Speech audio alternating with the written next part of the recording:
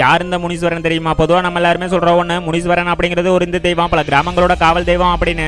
ஆனா பல புராணங்களில் என்ன சொல்லியிருக்காங்க அப்படின்னா, ஒரு தடவை அந்தாசுரன் அப்படிங்கிற ஒரு அரக்கன் மொத்த தேவலோகத்தையும் தான் ஆட்சி பண்ணணும் அப்படின்னு பிரம்மா கிட்ட மிகப்பெரிய தவிர்த்து சிவனாலையும் விஷ்ணுவாலையும் எனக்கு அழிவே ஏற்படக்கூடாது அப்படிங்கிற வரத்தை பிரம்மா கிட்ட வரமா வாங்கினதோட மனிதர்களையும் தேவர்களையும் ரொம்பவே கஷ்டப்படுத்திக்கிட்டு இருந்திருக்கான். அந்த நேரத்தில் எல்லாருமே பார்வதி தேவி கிட்ட முறையிட்டு எங்களை எப்படியாவது காப்பாத்துங்க அப்படின்னு சொல்லியிருக்காங்க. அதுக்கு முன்னாடி யாருக்கெல்லாம் கடவுள் நம்பிக்கை இருக்கோ அவங்க எல்லாரும் லைக் பண்ணுங்க. அதோட உங்களோட பேர் என்ன அப்படிங்கிறத கமெண்ட்ல சொல்லுங்க. இதெல்லாம் இருக்க பார்வதி தேவி பூமியில காத்தாயி அப்படிங்கிற ஒரு அம்மன் அவதாரம் எடுத்துட்டு மக்களை காப்பாற்றவும் அந்த அரக்கனை அழிக்கிறதுக்காகவும் சிவனோட அம்சத்துல முனீஸ்வரன் அப்படிங்கிற 7 முனியை உருவாக்கியிருக்காங்க. அதுக்கப்புறம் தான் அந்த அரக்கனை அழிச்சிட்டு அந்த 7 முனியும் ஒன்னா சேர்ந்து முனீஸ்வரன் அப்படிங்கிற ஒரு காவல் தெய்வமா பூமியிலேயே இருந்துருச்சு அப்படின்னு சொல்லியிருக்காங்க.